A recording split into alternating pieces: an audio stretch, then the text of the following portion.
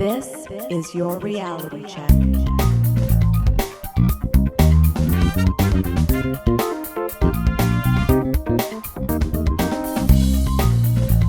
Welcome to The Reality Check, the weekly Canadian show that explores a wide range of controversies and curiosities using science and critical thinking. Today is December 12th, 2021. I'm producer Pat, and with me is Cristina Roach. Hey everyone. We have three interesting segments for you. Darren tells us about Steven Pinker's new book, Rationality. Adam does a deep dive into online memes and whether they are part of conspiracies or just clickbait.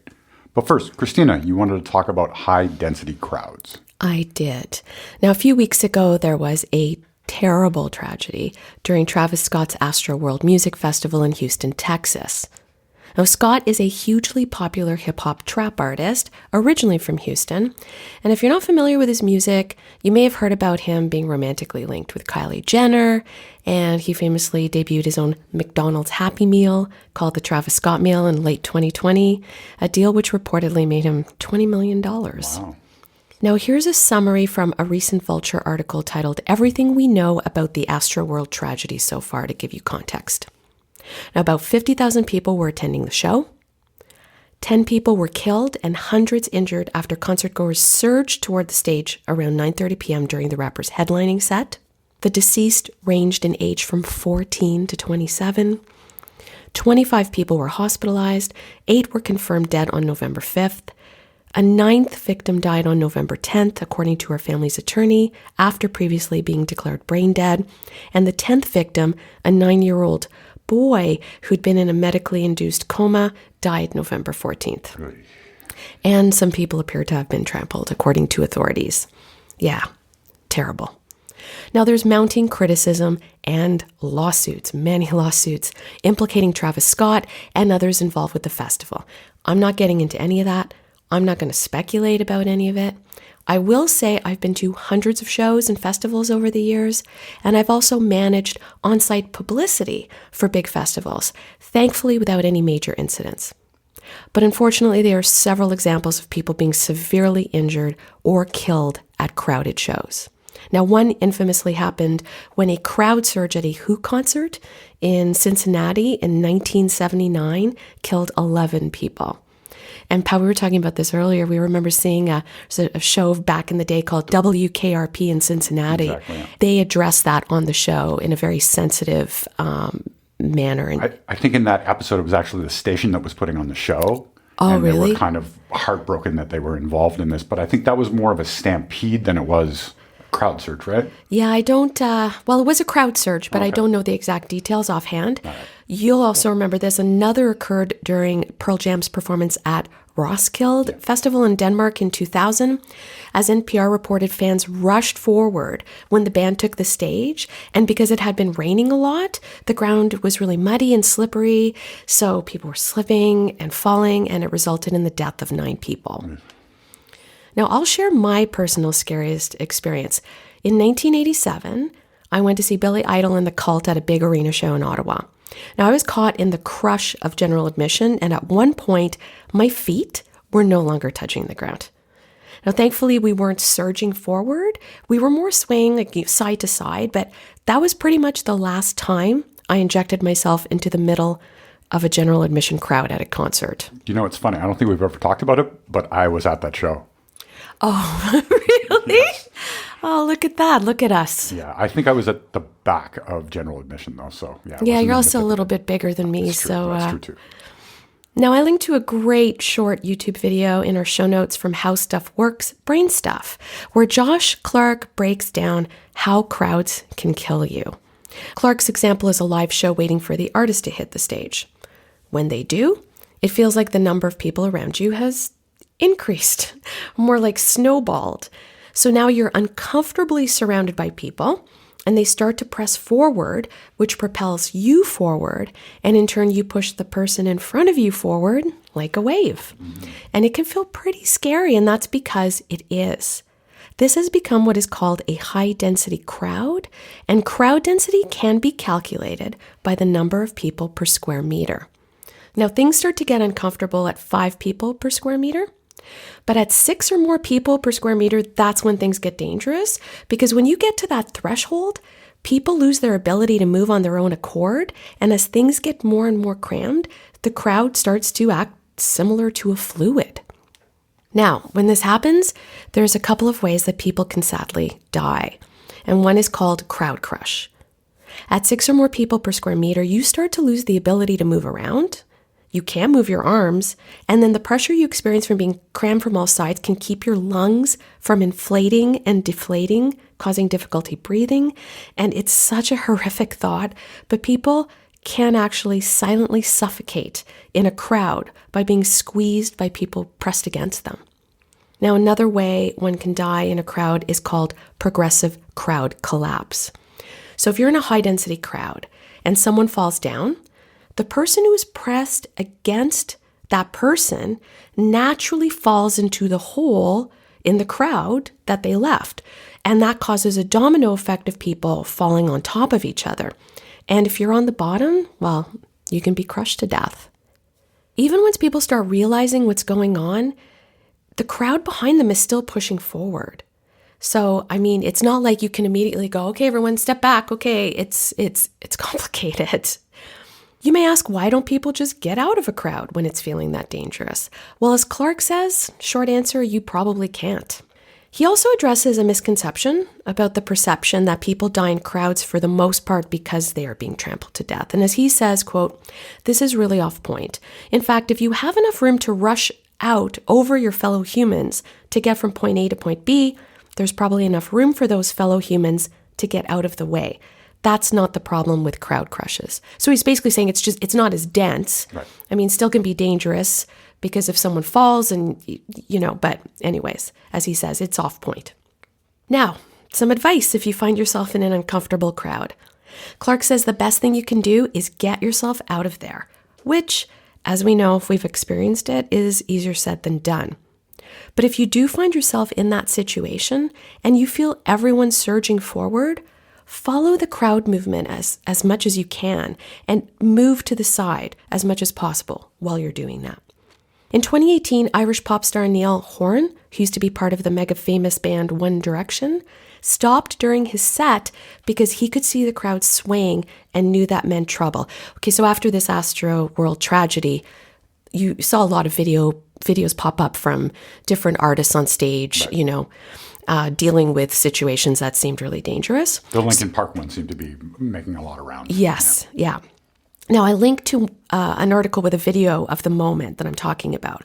But he stops and says, quote, there is a good chance this show is going to get canceled at some stage. Your security is my responsibility. There's a ton of room down the back of this room. We don't want anyone getting hurt or squashed. This swaying is very dangerous. Let's organize this before we go any further. Good on him. In 2019, some pioneering research was published in the journal Science about how hydrodynamic theory helps explain why large human crowds exhibit fluid-like behavior. Now, the paper called Dynamic Response in Hydrodynamics of Polarized Crowds from researchers at Laboratoire de Physique in Lyon, France, studies human crowds from an active matter physicist's point of view. I find this really fascinating. In short, the authors Nicolas Bain and Denis Barthelot conduct large-scale research on human crowd movement through the lens of hydrodynamic theory. Hydrodynamics is complicated, but in short, it's the study of liquids in motion. Now, they chose 3 of the world's largest marathons, Chicago, Atlanta, and Paris. They set up cameras with a bird's eye view of the thousands of marathon runners. Now, their goal was to film the flow of these thousands of marathon runners as they were sectioned off into different corrals at the starting line. I've seen video of that before, start of a marathon. It's pretty scary looking too. Mm-hmm. Now, writer Christopher Berglund, he does a great job of summarizing the very dense study in Psychology Today and also sharing his experiences as a marathon runner. So highly recommend you read the entire article. I can only kind of scratch the surface. The article cites a noteworthy piece covering the study by Nicholas Willett from Stanford, also published in Science. Now, Willett is the founder and director of Stanford's Environmental Complexity Lab, which looks at the collective behavior and experimental fluid mechanics, such as the turbulent fluid flow and collective motion in animal groups and large human crowds. Now, here's a summary from Willett. Bay and Bartolo describe a powerful new way to model human crowds. Instead of focusing on individuals, they build a continuum, hydrodynamic model of the crowd as a whole, and then constrain it with observational data collected from marathon runners. This approach circumvents many of the sometimes questionable assumptions that have been previously made and provides a roadmap for constructing an empirically grounded theory of collective behavior. Now, thankfully, there is more and more research on how to improve safety and security at mass events. Pat, you told me about the video footage from an Oasis show in Manchester City being used for crowd safety management training. Yeah, it's a terrifying video. Oh, I linked to a short video of that show filmed from above that is actually used in the training. Right. And you can see the crowd collectively surging forward like a huge wave of water. It's terrifying. It really is terrifying. Now, you've played in front of thousands of people when you were in a band.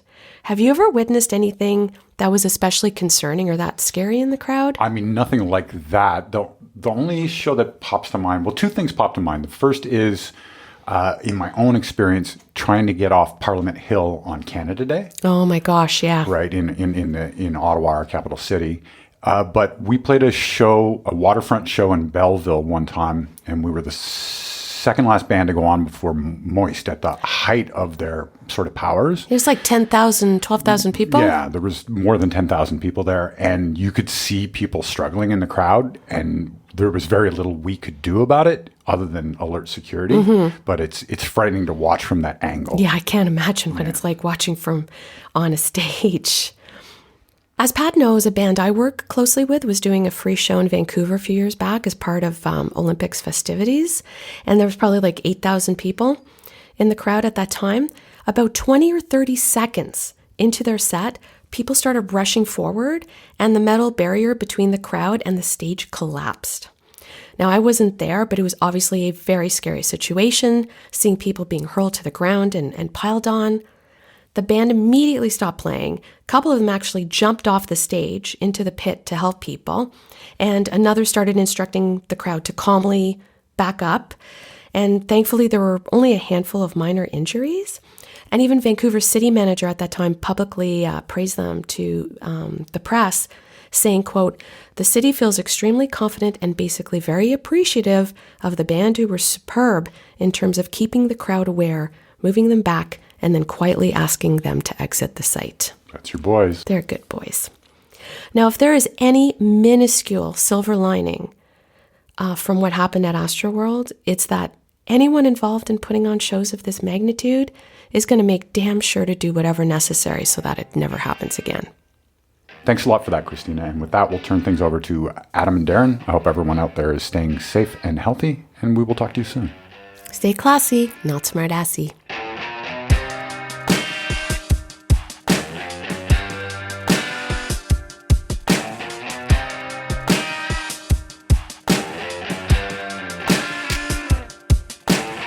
What's up, cuboids? Is this meme part of an elaborate conspiracy, or is it just trying to get clicks? This segment will cover a few different facets of something which I believe is all part of a single overarching problem, which is people assuming complex motivations for popular memes online when a much simpler explanation might suffice. There are varied examples, and some of what I think of more or less as conspiracy theories may be more or less plausible depending on that particular example. So those three main ideas are Facebook meme pages, which are part of an elaborate government-sanctioned Eastern European conspiracy to destabilize the US government, data mining social media posts designed to compromise your identity, and memes designed to help spread white right-wing disinformation or misinformation. My alternative explanation is quite simple. Memes are by definition the types of viral content that are more engaging, and they are popular by design simply to make money, get more impressions, lead people to their website.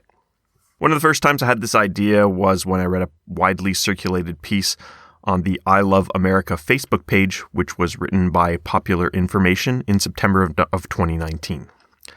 So the article in question explains how a popular Facebook group with 1.1 million fans is run by Ukrainians, which prompted the page and many others affiliated with it to be deleted by Facebook shortly afterwards. So the page would post popular and viral content about the US It's mentioned in the first person despite being managed by 10 people in the Ukraine, along with one from Kazakhstan, one from France, and one from the US. So these are like right-wing, ultra-patriotic type of memes that are very popular.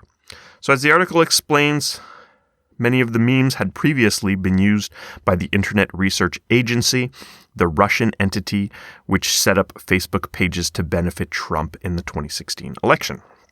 Now, I'm not going to get into the specifics of the election meddling issue.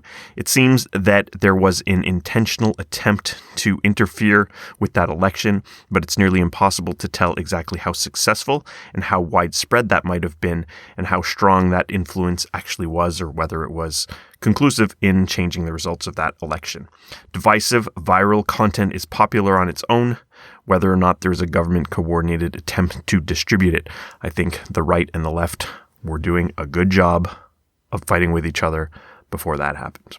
So the narrative of this article is quite obvious. This page and the memes exist to intentionally polarize the United States, and in doing so to weaken the country. The people who manage the page, many of which are from the Ukraine, are assumed to have political goals that align with a Russian government-led conspiracy, although those two countries have been at war since 2014. We don't actually have details about the political motivations of any of these people. What's an alternative explanation?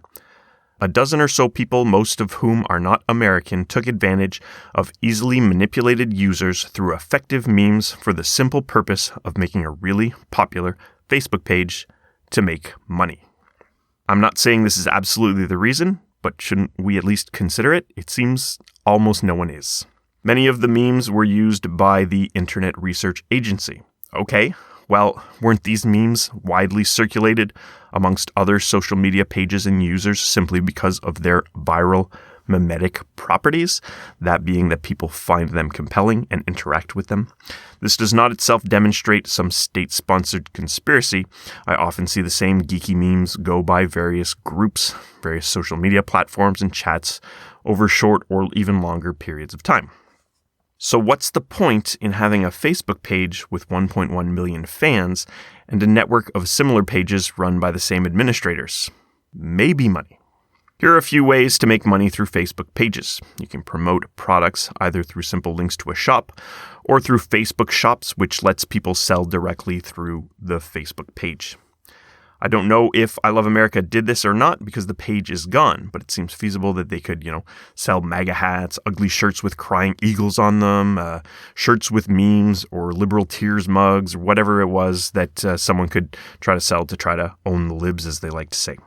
You can also have branded content, so a page could collaborate with a brand to feature something on their page.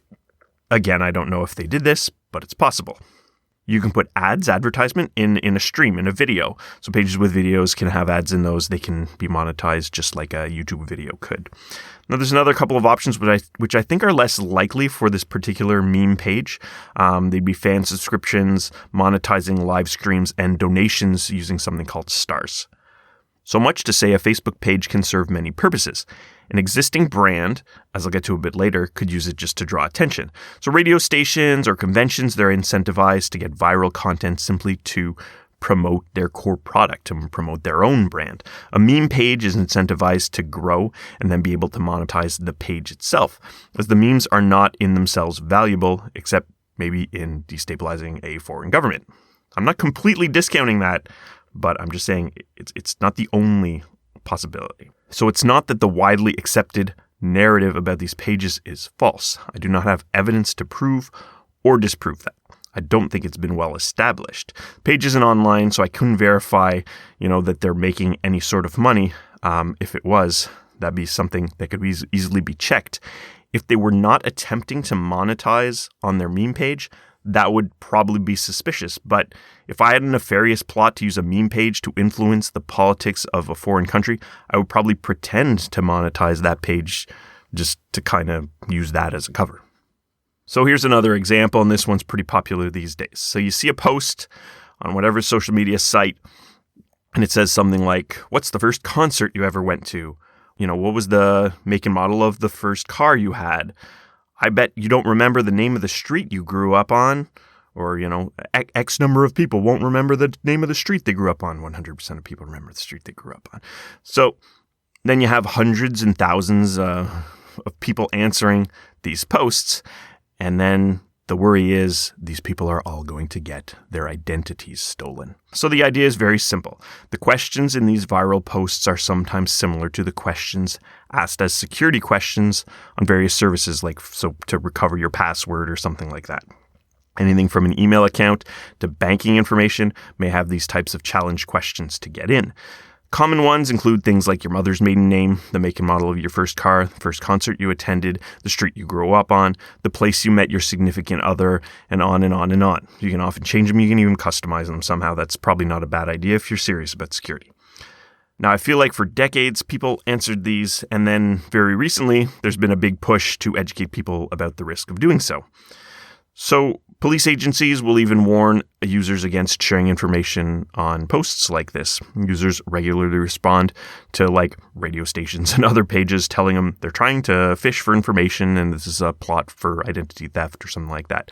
I don't think that's an unreasonable thing to say.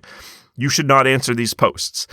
You should be very careful about what information you share online. Seemingly innocuous information can be used to compromise your identity, possibly in ways that you're not thinking of in the present or in the future. So think about what your own security questions are. When you see these kind of questions, even if the person who is posting that question doesn't themselves intend to compromise your identity with the information that you're providing, somebody else who's reading it could. These are usually public, and someone in the future would be able to also access that information. And in the future, it may actually be easier to mine those posts and collect that information as computing technology algorithms get a little more sophisticated. So I have to ask myself, is anyone really getting their identities stolen with this? So I hear a lot of here's what could happen, but I don't hear a lot of people that say, oh, actually, I got my bank account compromised because I answered a Facebook quiz or something like that. So it's possible that does happen. I'm not discounting it, but I don't think it's the point of a lot of these posts. Certainly not all of them. So as an example, here's a Facebook post about National Daughters and Sons Day. So I'm quoting here. Please, everyone, please stop it with the National Daughters and Sons Days post. These holidays don't exist except as a means of extracting data points on social media. These fake holidays are being manufactured in Eastern Europe and Russia by bad actors who are collecting data on you and your families, including now current photos they can validate with facial recognition systems. You are placing the security of your family in harm's way. Please, please, please stop, and please take down any posts you have made. Additional note from me, you'll even find they have seeded the interwebs with posts designed to answer questions like, what is National Daughters Day? Almost all of them on sites you never heard of, with the goal of having Google's search algorithm find them and turn them into snippets and answers, thus appearing to make the quote-unquote holiday legitimate. This is even worse than answering those innocuous data-gathering questions like, what was your first concert, etc. Thanks all. Okay, is this true? So I searched for National Daughters Day and the first hit was National Today. It's a website which tracks thousands of completely idiotic, totally made-up days, which people post about every single day on social media. Really, every day, they've got 20 of these made-up days. Most of these have no conceivable value to these bad actors who might be collecting data. This particular example is quite far-fetched as people openly share photos of themselves and their family on social media, often publicly, but I guess the idea is it's a way to get it all in one place. The facial recognition angle is a new one. I've heard it a few times. It's an odd touch given most people's profiles have this publicly visible picture of them. So this made me think of National Hammock Day, National Eat Ice Cream for Breakfast Day. So these are both days, which I recall hearing about on social media. People sharing information about these would do nothing to benefit stealing their identity. They're shared and they go viral because people like hammocks. People like the silly idea of eating delicious ice cream for breakfast. It's funny to share it. Say, hey, friend who likes ice cream, we should do this. Ha ha ha. There goes my diet, whatever joke, punchline. Similarly, National Son and Daughters Day ends up with a lot of engagement simply because people like sharing information about themselves and their family. They like their children and things like that. Similarly, people love to look back on their youth with nostalgia and talk about their first car, that first concert they went to, or whatever. These are popular challenge questions because they are things people remember. They're popular viral memes for similar reasons. So when your local radio station has a viral Facebook post asking you what the name of your old beater was, what they're trying to do, often successfully, is to engage with users in order to draw attention to their social media page, which draws in new listeners to their radio station, just sort of makes people aware of their radio station. Oh yeah, that Hot 89.9, haven't listened to that recently. The same goes for all other types of silly viral posts, like, for example, a word search puzzle that has hidden words in it and it says the first word you see will say a lot about you, and then there's words like fierce and loyal, and there's like sex jokes in there, so then you respond and you say this is what I saw, and ha ha ha, it's so funny. Or they'll have like a fifth grade level math question and the caption will say 95% of people will get this wrong. And the disappointing thing is that a lot of people actually get it wrong in the replies because they don't do order of operations or something like this. So by stating that most users won't get it correct, it sort of like feeds on people's expectation that maybe they're really smart because they actually understand the answer to this fifth grade math question. Now, there are obvious word games too, like I bet you can't name a country that starts with the letter C. And then there's things like these three words are the only ones in the English language that have two E's in them together, which is completely not true. And people think like, oh, wow, these people must not have thought of this answer. And then you go and you read the answers and it's 75,000 people that say the exact same thing. So in most cases, these pages are simply trying to get engagement with appealing posts. They're trying to go viral, or they are going viral because they have that mimetic quality, right? So TRC does this sometimes. We'll post skeptical memes that we think are funny to our social media pages. These don't directly relate to the show. We won't be asking people's pets' names or anything, but the point is just, to get engagement and to make people aware of our show. Political posts like those posted by the I Love America page are just as engaging as some of these silly questions, and similar content can be popular on the left as well, as anyone who's seen posts on things like Occupy Democrats will know.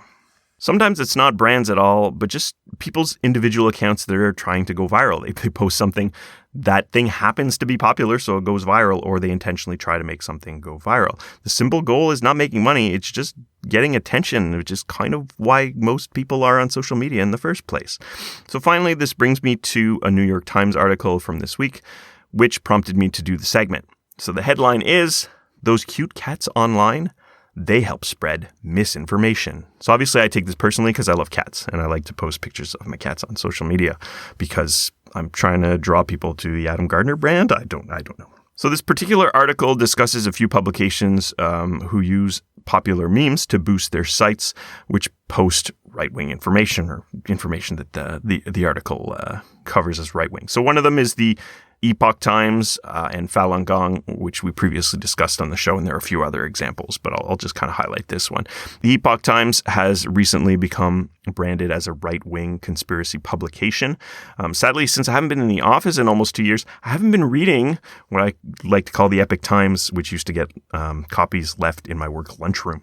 So the article says that sometimes following a feed of cute animals, unknowing users will sign up to be a subscriber, and then they'll get misleading posts from that same publisher, like the Epoch Times or a doctor or something like that. So this may be true in some sense, but in this case, the examples they give are doctors in the Epoch Times, and it's not like I'm following I Can Has Cheeseburger or Every Day is Catter Day or something like that, and then they come in and try to sell me hydrochloric. Like, you should kind of expect this doctor's job is not just to post cat memes, right? So the article is very odd. It doesn't state anything that seems to be incorrect. I didn't go in depth to see if any of the specific memes they posted really were posted, but it's all plausible. It seems like the Epoch Times does use a lot of cute cat pictures to grow their audience. This is hardly unique to right-wing misinformation sources of information. It's simply something the author doesn't like.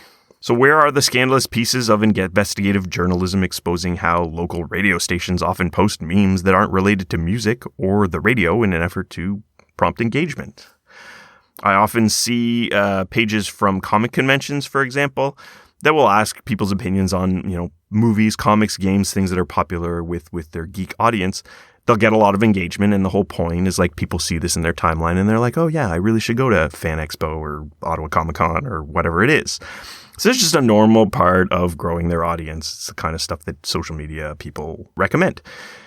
But it's sinister when the Epoch Times does it because I don't like them because they're bad, because I don't like the information they're sharing, right? I mean, I'm not on board with what they're saying either, but that seems to be what the article's getting at. So this kind of thing isn't even unique to social media or new media in general. Is the sports section or comic strips in newspapers part of a nefarious goal to lure people into reading their news or to read their editorial sections or anything like that? People aren't really painting it like that. The Epoch Times isn't trying to trick people into believing their idiotic ideas about vaccines and other things. They happen to think they're true. They're simply trying to draw engagement to their paper, to their site, and of course, they also have the goal of promoting Shenyang and Falun Gong, and we discussed that on an earlier show. Now, it's hard to tell why anyone does anything in particular, but you shouldn't assume a complicated conspiracy when a much more mundane explanation may suffice. In all of the things I've talked about today, it's very possible that there's something more elaborate at play in some of these instances, but often the simple explanation is just that a meme is going viral because it is engaging and appealing, and the person who's been lucky enough to get their content to go viral is just trying to get engagements to promote their page or make some money. Peace out, cuboids.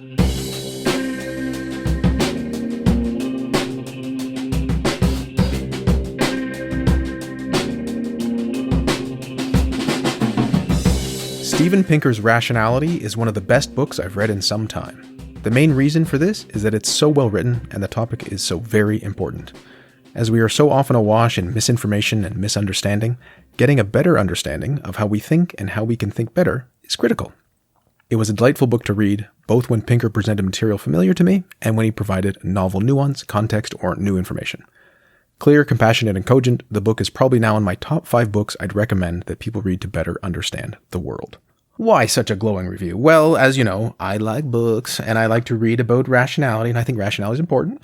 And within the books I would recommend in general, there'd be some book which has to do with thinking or rationality or something like that. This is also mainly for the layperson, and I would previously have recommended probably something like Thinking Fast and Slow, although Moral Tribes is nice. I try to mainly focus on the cognition aspect of it. Again, this book is not for people who really hang out on rationality fora or Less Wrong all day. You're not going to learn much at all. That said, even though I didn't learn much, I thought it was so well written that I enjoyed having things explained to me, even though I already knew them. Again, the writing is so good. And if you're interested in science communication, well then, you might then want to think, how did Pinker approach that? What are the ways in which he communicated and why would it seem more or less effective? So I think it's great. Looking at the physical book, just to give you a quick rundown, the table of contents, how rational an animal, general introduction, rationality and irrationality, deals a bit with all the cognitive biases you hear about on the show, logic and critical thinking, chapter 4 is probability and randomness, 5 is beliefs and evidence, deals with Bayesian reasoning, 6 is risk and reward, rational choice and expected utility, 7 is hits and false alarms, which is signal detection and statistical decision theory. 8 is self and others, which is game theory. 9 is correlation and causation. 10 is what's wrong with people. And 11 is why rationality matters. It's just great. I mean, we talk about biases and whatnot, but he weaves them in very interesting ways. Or when he was talking about trade-offs or type 1 and type 2 errors, we'll talk about the judicial system and what are the ratio you'd want for innocent versus guilty people. I'm like, well, that's very interesting. And there are entire chapters, mainly like I think the second last one. You're like, I wish I could kind of memorize the whole thing because he said things so well. And even though, again, I've had exposure to the ideas, I still think it was great. So who is this book for? Probably the person in your life that reads a couple nonfiction books a year. If someone only reads fiction, well, they're probably not going to read this. If they read tons of rationality stuff, no, they might want a textbook or something more esoteric. But I think there's many people in the middle who appreciate the writing capabilities of Steven Pinker and would love a book on rationality. Recommended. For show notes or to discuss this episode, visit our Facebook page and website at trcpodcast.com. For general inquiries or to send a topic or parody suggestion, email info@trcpodcast.com. Help support the show by leaving a review on iTunes and liking us on Facebook. Follow us on Twitter @TRC_podcast.